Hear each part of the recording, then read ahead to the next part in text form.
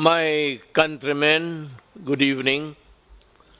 I am now addressing the nation together with the civilian, military, and police sectors, the organizations that would count in our enforcement of the laws to protect the people of the Republic of the Philippines. Pardon my broken Tagalog, pero sa mga kababayan ko, kayo, ako, do not panic. Huwag kayo masyadong may stress na parang hindi mo na magawa ang gusto mong gawin. Pwede pa rin, pero may restrictions tayo. May mga kondisyon dahil nga sa crisis. The crisis is very, very clear.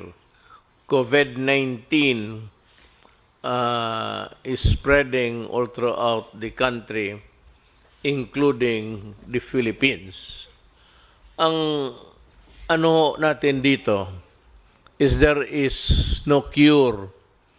Wala naman tayong mabili sa mga butika, pharmacy to buy the medicines to cure COVID-19. It's a virus. Ang panglaban lang natin dyan yung katawan natin na medyo in good health, na walang sakit.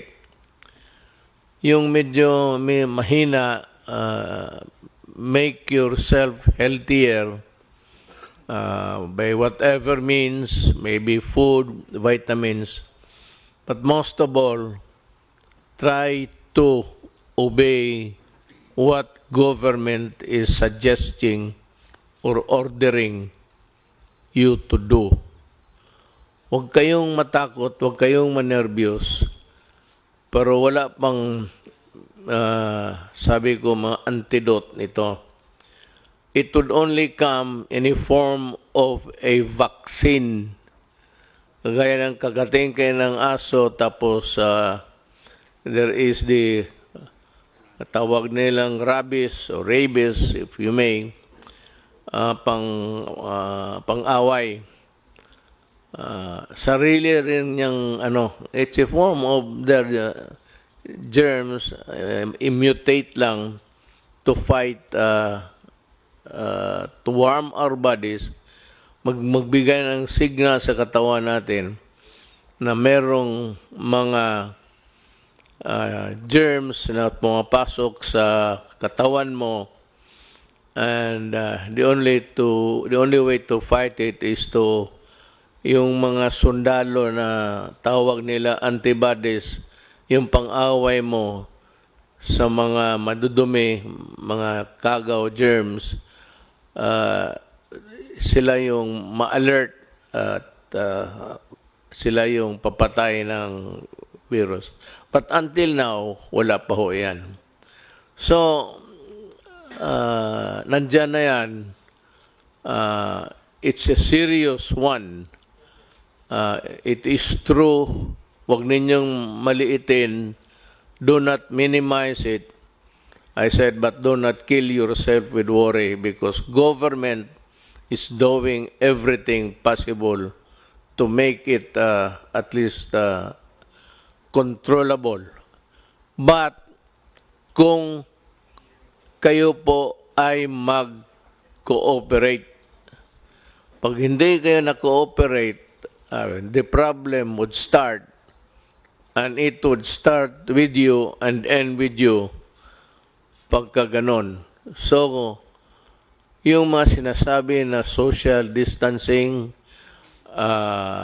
sundin lang po ninyo, at yung mga binibigay na well ahead ng Department of Health, sundin ho ninyo kung anong sinasabi ng mga doktor, kasi sila po ang marunong niyan.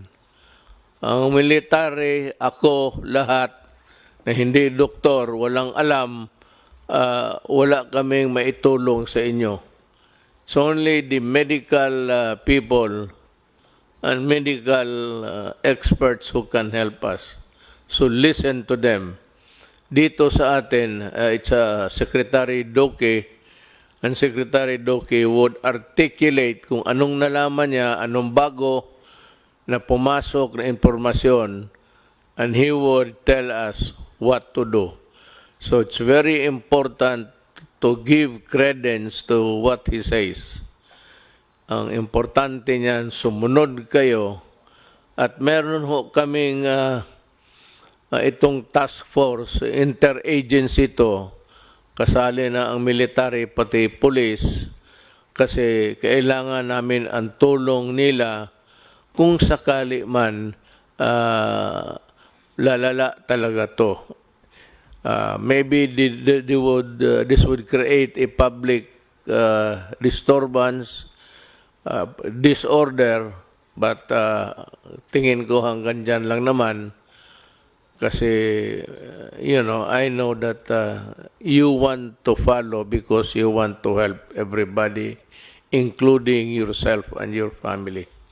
Meron ho kaming resolution ngayon, but maybe I will convert this into an executive order para masunod talaga lahat. Ang sinabi dito, ang una, ang resolution is yung a province quarantine is advised when there are at least 2 positive COVID-19 cases belonging to different municipalities, component cities, or independent component cities in the same province. Ito ng national capital ng isang probinsya. Yun ang definition kung ano yan. Ito namang LGUs which have imposed community quarantine in their respective jurisdiction upon the declaration of the state of calamity shall be allowed to access their quick relief response. Ang ibig sabihin ho, yung ano ninyo sa probinsya ninyo which you have prepared can now be utilized to the fullest with the help of the national government. Itong isa, work in the executive department. Yung departamento ko, yung akin, kasi tatlo yan. Department, ang executive department, ako. Then, Congress is another department. Independent to yan. Hindi kailangan sumunod yan. May sarili sila kung gusto nila. And the other department actually is the judiciary. Magkaiba kami, pero tingin ko, ang mga trabahante sa lahat sa gobyerno na may alam kung anong mga bagay, public works, tourism, nandito sa departamento ko. Yung public health, nandito sa akin, so sila yung inutusan kong mag-aral at ito nga yung mga resulta namin. So work in the executive department shall be suspended during this period. Walang trabaho, suspended sila, walang pumasok, without prejudice to the formation of skeletal workforces of government by government agencies in order to maintain the unimpeded delivery of services to the public. Ibig sabihin, sa mga opisina nasyonal, walang trabaho, pero may mga skeletal, yung mga few employees, volunteer or selected na sila ang muna tuman the fort, ika nga, sila yung papatakbo ng departamento, but with a reduced workforce. Ito namang flexible work arrangement shall likewise be encouraged in the private sector. The Department of Labor and Employment and the Department of Trade and Industry shall issue guidelines to safeguard the welfare of workers.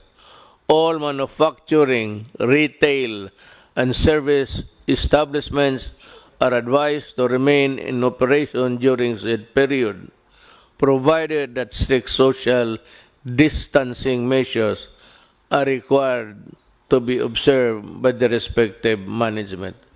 Ibig kong sabihin sa pribado, labas sa gobyerno, ang trabaho tuloy-tuloy, pero ganun rin, reduce, ang skeletal pa medyo lang, yung pinili lang, at yung walang mga sakit, magtatrabaho sila.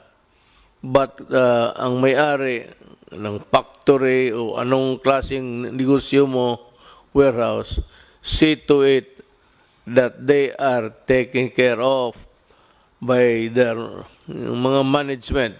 Huwag ninyong hayaan ang mga trabahante ninyo. Mass public transports, including the light rail transits, the metro rail transit, and the Philippine National Railways shall continue in operation. Tuloy-tuloy ho ang trabaho ninyo, provided the Department of Transportation shall issue guidelines to ensure social distancing in said public transport. Ibig sabihin, tuloy-tuloy ang trabaho ninyo, pero ang social distancing, yung distansya mo to the other fellow, medyo malayo. Kasi pag nag-ubo siya o umatching, at least ang yung germs niya hanggang doon lang, hindi niya maipasa because there is the distance. Kaya it behooves upon the transportation department to come up with the guidelines based on what the health department orders. Lahat dito po, ang pinaka-importante, pinakatigas, ika nga, ang Department of Health. Kung ano man ang gagawin natin, kung anong iutos nila para sa atin, susundin talaga natin. Hindi ako, kung hindi si Dr. Doke ng DOH. Land, domestic air, and domestic sea travel to and from Metro Manila shall be suspended beginning 15, 2020, March 15, 2020, and to end on April 14, 2020 sa alas 12, subject to the daily review by the Interagency Task Force. So, walang lumipad, ang mga travel is limited, pero itong mga railways sa baba, okay yan. At the same time, observe again social distancing. Pero sa aeroplano po, beginning March 15, 2020, March 13 tayo ngayon? 12. March 15, midnight, from, it takes its force and effect. So, tandaan ho ninyo yan. Pero subject again to review day to day. Tingnan namin kung ano ang nangyayari. Kung if there is a slowdown in the contagion or ganun yan medyo mawala lang ng kanya. That is the history of itong mga sakit na ito. They come and go in every 2 or 3 generations. Meron talagang problema itong binigay sa atin. at wala tayong magawa,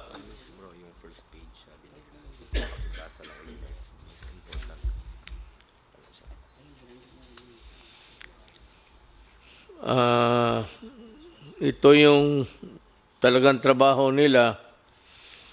The Code Alert System of COVID-19 Public Health Event is hereby raised to Code Red Sublevel 2.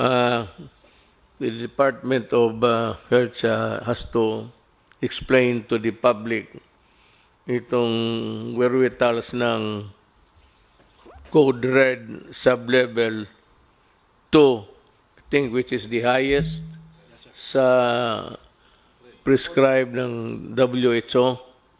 Medyo nandito na tayo sa maximum. And it is really for the protection of humanity.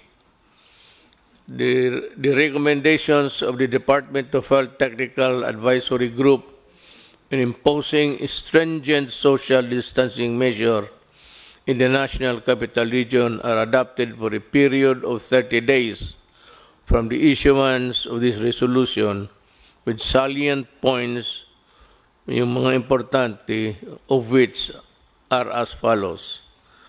Yung mga importante na nakalagay doon sa social distancing measures.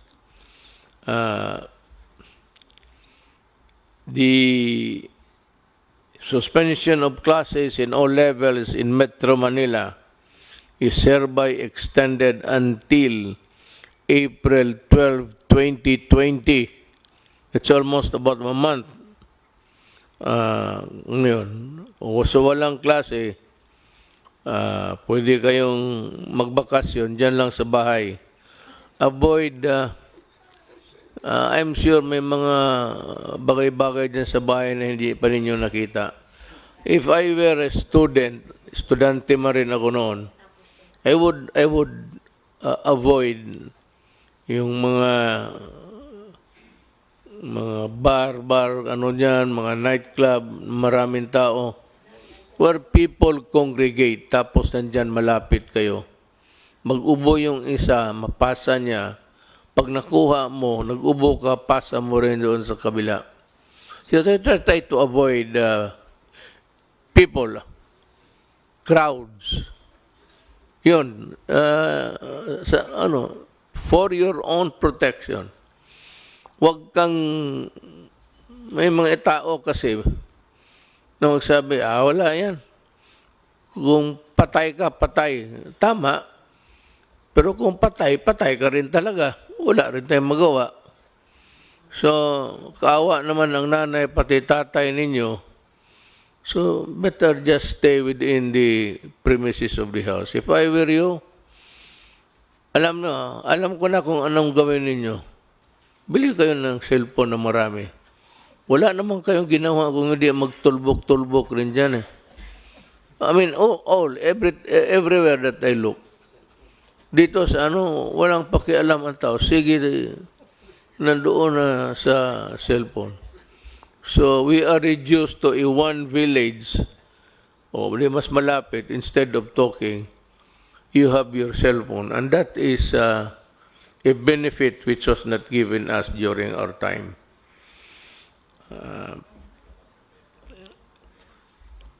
Number 1, ito, the suspension of classes in all levels in Metro Manila is hereby extended until 2012-2020, provided that all students shall continue to fulfill their educational requirements during said period. Anong ibig sabihin? Kung wala kang magawa, sabi ng gobyerno, mag-aral ka. Pero ito, hindi ko inaasahan susunod din ninyo. Ang sigurado ako, yung kamay ninyo, nandyan sa cellphone yan, instead of studying. I'm sure of it. But for you guys who really want to improve your lot, you better make use of the time to study. Because, alam mo, mga anak, kayo mga bata, kayo yung mamatay na hindi makalabas ng bahay. then you make all sorts of excuses. But you know, there will be truant officers. Ano ang truant? Yan it's an American practice. Pag makita ka sa labas, pasakay sa palaboy-laboy ka lang dyan, wala kang ginagawa, sisigaw-sigaw kayo, lalapitan kayo ng pulis pati military, tatanungin kayo, then you have a problem. Pag sinabi mo na wala, nandito lang kami sa labas, and then, maybe, if you are arrogant, nadadalhin ka sa stasyon for record purposes. That you are disobeying, that you are intransigent, and that you are not fulfilling your duty. Alam mo, baski na walang, there are a set of rules governing the responsibilities of a Filipino citizen. Baka hindi nyo alam yan. Meron yan. So, you have duties to perform also. Avoid trouble with the law, avoid trouble with anybody, just in the meantime, follow. Better just stay home and study. That is my advice. Pero kung ayaw ninyong sundin, you stick with your cellphone, ang gagraduate niyan, ang cellphone mo, hindi ikaw. Wala tayong magawa. Mass gatherings defined as a planned or spontaneous event where the number of people attending could strain the planning and response resources of the community hosting the event shall be prohibited during said period. Yung magplano, whether nakaplano kayo na mag-meeting o may rally, either naplano na ninyo, spontaneous na, sige, mag-ano tayo, gawin ito natin, total, wala na rin tayong gawin, ganito na ang magsayawan na lang tayo. You know, I do not want anybody interfering in your enjoyment as a citizen of this republic. Ayaw ko na masita kayo ng police pati military. It could be messy. Kasi yung iba sa inyo suplado, and itong mga police pati military, they have their orders to enforce.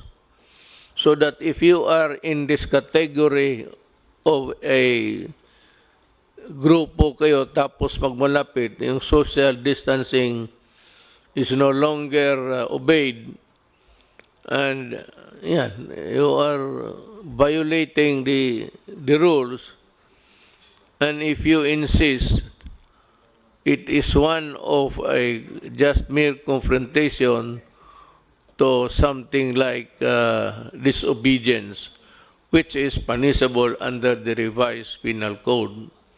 Kung makipag-away ka, it becomes baka masuntok mo then it becomes an assault on an agent of a person in authority. In which case, from a simple violation of a rule, it will now ripen into a crime that is punishable by law. And you can go to prison. That's the problem. Ayaw ko. Ayaw ko na masita kayo ng military pati police. But ako sa inyo, if you are advised, just obey. Wala namang mawala sa inyo. Total sa inyo yan eh. It's for your own good. Hindi naman ito para sa amin. Kung I hate it, but you have to do it because there is a crisis that is engulfing the country right now. Community quarantine is hereby imposed in the entire of Metro Manila and In other areas, the LGUs are advised to abide by the following guidelines, imposing localized community quarantine in the respective jurisdiction. For Manila, may ayaw namin gamitin yan, pero kasi takot kasi sabihin lockdown. But it's a lockdown. There is no struggle of power here. Walang away dito, walang gera. It's just a matter of protecting and defending you from COVID-19. That's about it.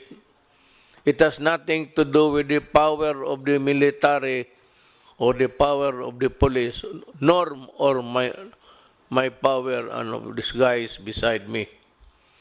Hindi yan. It's not an issue of, it's just an issue of protecting public interest and public health. Yun lang. A barangay-wide quarantine is advised when at least 2 positive COVID-19 cases belonging to different households in the same barangay. Kung sa isang barangay may dalawa na infected, medyo i-quarantine na ninyo yung barangay ninyo. Itong problema sa dalawa, sabihin na it behoves on the barangay captain actually. The barangay captain is under the administrative code is a person in authority. That's why kung makipagsuntukan ka ng barangay captain because he is enforcing the law o awayin mo, pareho ang kasalanan mo kung lumaban ka sa pulis or sa person in authority. Mabigat ang barangay captain and teachers also. Teachers, because of the nature of their work, are persons in authority because they are made so by the law itself to give them the stature in relation to the work of trying to mold and teach the Filipino students. Kaya ang teacher rin, kung utosan ka, sunod ka, pareho sa barangay captain. Now, if the barangay captain would ask the teachers to help in the enforcement, you better obey because they are in the exercise of teaching the persons there of the barangay of the dangers is part of their work. Then you have a municipality citywide quarantine is advised when at least 2 positive COVID-19 cases belonging to different barangays in the same municipality. Kung sa munisipyo kayo tapos isang barangay dyan, may dalawa na tinamaan ng COVID-19, diagnosed to have COVID-19 infection, magka-quarantine na rin kayo. And, before I forget, I do not have enough soldiers and policemen to cover all over every inch of the country. Kulang ako. Meron ako na magamit ko ang barangay captain. Ang barangay captain is bound by what is written here, whether by way of rules implementing in the meantime or if it becomes part of an executive order. You better implement this because if not, then you will also go to prison for dereliction of duty or simply not enforcing a rule imposed by government. actually, ang pinaka ano dito yung mga barangay captains. It falls upon your shoulders to exactly do what this regulation wants to happen. Huwag kayong magkamali dito kasi pag hinabol kayo ng Department of Interior and Local Government, you can be dismissed or you can be suspended and you'll have trouble. And besides, I think the electorate will remember you for being a laggard.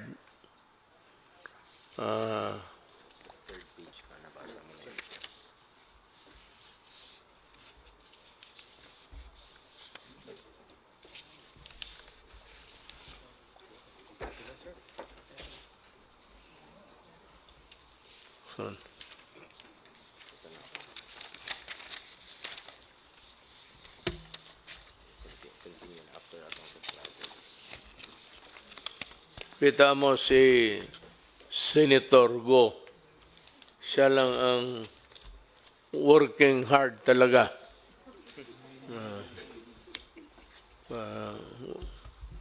Yan ang public official. Really. Especially the barangay captains and the kagawads. No, you have been elected there. You sought the position. Hindi naman tayo. Pinili natin to eh. Nobody ordered us for us to be to where we find ourselves now. At tapos tatamad-tamaran ka. That's not the way how to do it. One is you go to, if there's a case, a good case against you, you lose the position and you are dismissed. And maybe in the worst case scenario, you'll go to jail. Better be always be reminded of that duty. Pinili mo yan, huwag kang magtamad-tamaran kasi matatamaan ka. Ginusto mo yung posisyon, magtrabaho ka. The aforesaid measures shall be subject to close monitoring and reassessment after the expiration of 7 days from the issuance of this resolution. You know, we will review. I have imposed upon the cabinet members and the entire members of this task force to be present every day. I know that it is hard for them. It is really an imposition. It's quite maybe a burden, but ganon rin ang sinabi ko sa kanila. Eh, nandito tayo sa gobyerno. You choose to be a part of government, and there is a crisis with no solution in sight. Walang solution unless there is a vaccine by the grace of God na may makita o maimbento ng ating mga scientists. It could be the Philippines for all you know. But I'm just telling you what you're supposed to do. Ang isa is the LGU outside of the National Capital Region, yung labas ng Metro Manila, are advised to exercise sound discretion in suspending classes in the respective localities without prejudice to a determination by the national government to suspend classes if the situation so warrants. So, ang LGUs, may kunting leeway, and just a little elbow room para makagalaw kayo to respond to the crisis in the community. But it does not allow you to suspend classes on trivial and for, stupid reasons. It is only done because you have to protect them. from the COVID-19. Yan lang talaga. Do not do it just to please everybody. Or sa bagay, I have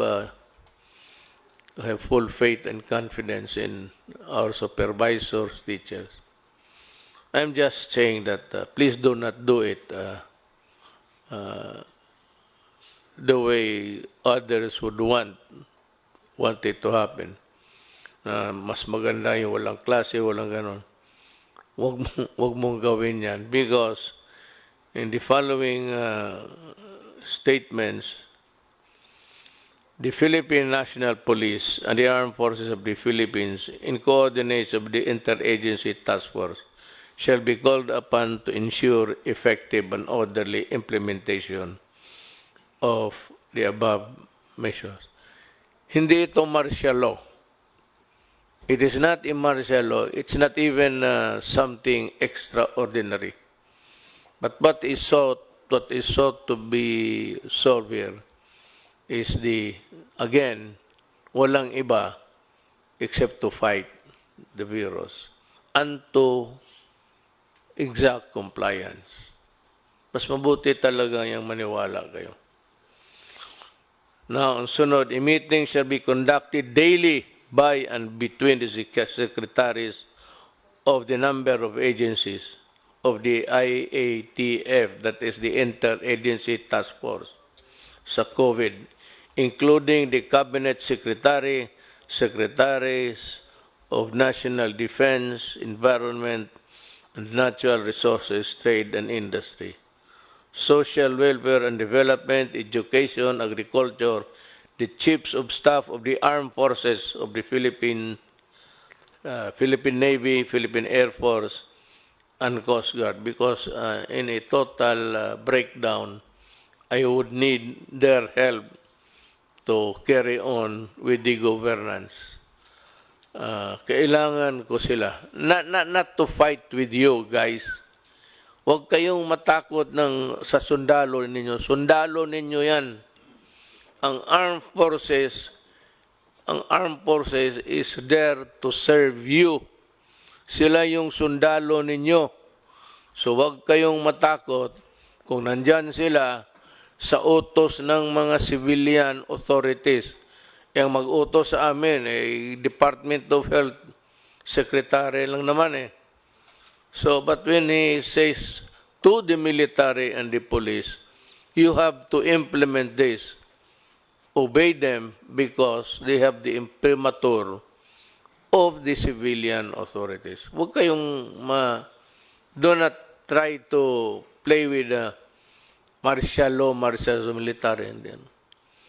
Pero ang sa totoo, in total breakdown, public disturbance, alang-alang kami ang iharap mo. Wala naman kaming, it's always the military who keep things in the country in order. Sila yan. Titingnan nila na everything is in order every day of their working days. Tingnan nila na ang Pilipinas safe at gumagana ang lahat ng mga tao, pati mga opisina. The balik manggagawa overseas Filipino workers shall be allowed to travel to mainland China except to Hubei province upon execution of a declaration signifying their knowledge and understanding of the risk involved, provided that the health advisory pamphlet shall be handed out to the OFW upon departure. Hindi nga . Not only pamphlet, baka hindi mo basahin. You will be gathered in one corner or in one room, one corner, at sabihin sa inyo ang mga, I don't know if it's a Tagalog or Bisaya, mga risgo, the risks that you will be taking when you go back to China. But China President Xi Jinping, for all of his goodness to us, wrote me a letter and said that he is willing to help. All we have to do is to ask. Ako, ang tingin ko, maybe there will be a time if things deteriorate that I have to call on China to help. He has said that they have managed the crisis very well in this country, and he is very much willing to help kung kailangan. So, to the Chinese government, to the people, especially to President Xi Jinping, thank you for the consoling words, and maybe I hope it would not reach to that point, but maybe we will need your help. Salamat po.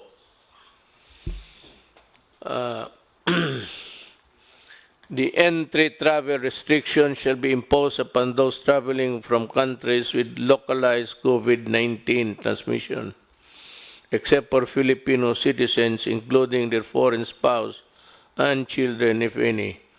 Holders of permanent resident visa, remember, Filipino, walang problema.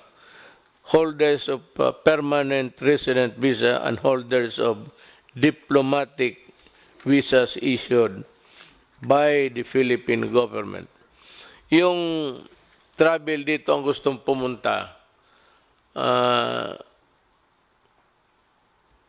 hindi tatanggapin, lalo na kung yung bayan nila has ordered a restriction sa travel. Mismo yung bayan nila hindi pumayag na mag-travel sila tapos pupunta sila dito, hindi rin natin sila tanggapin. But ang Pilipino, pati yung pamilya niya, because they are Filipinos and this is their country, they are very much welcome to come back, lalo na sa panahong ito, if they want a more secure, comfortable place.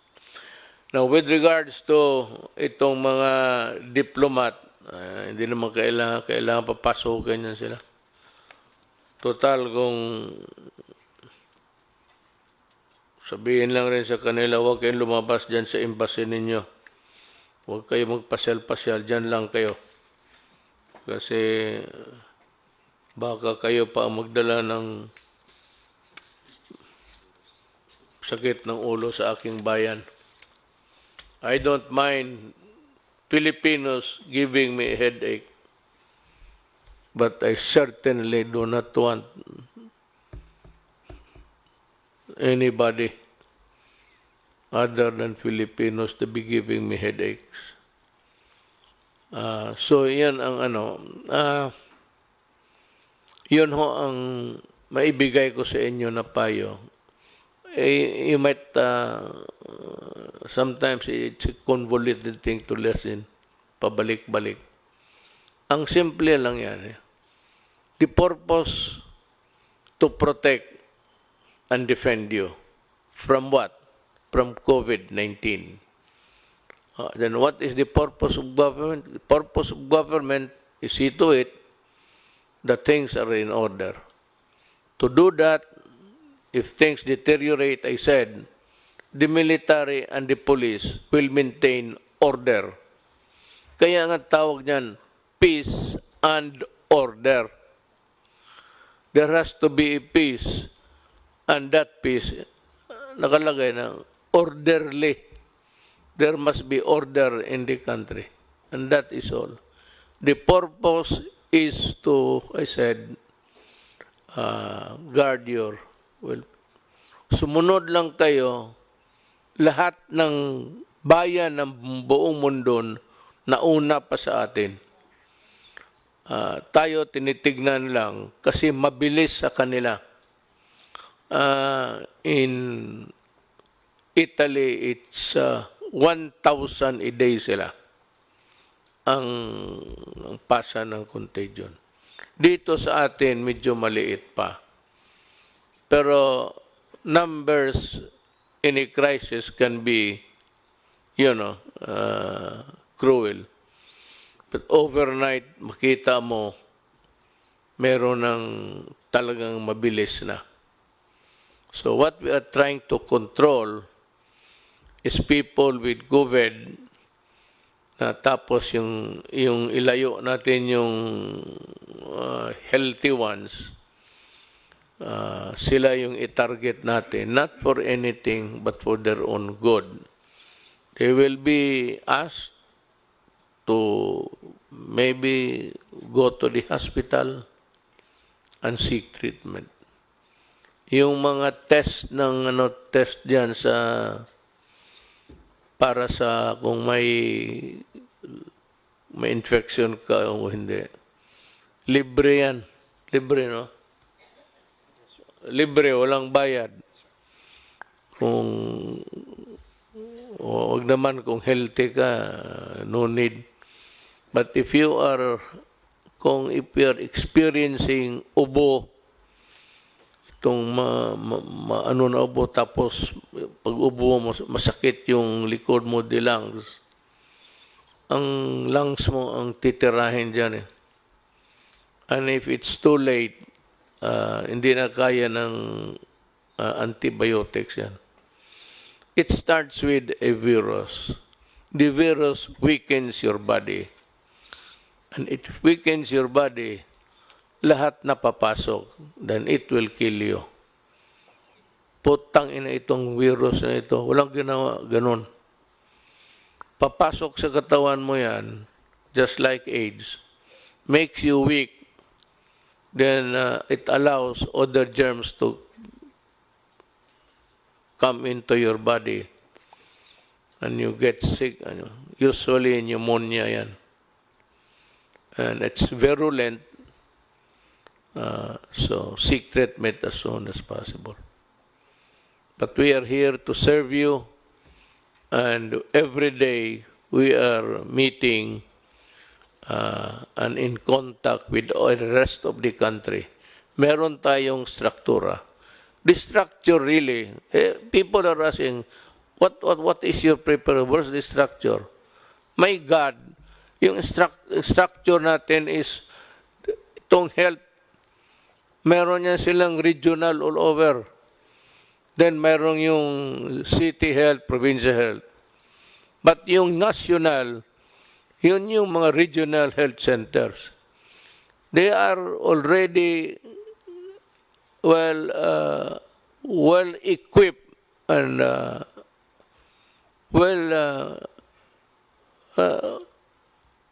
nag-aral na yan kung ano ang gawin nila. There is the structure. So, sumunod lang tayo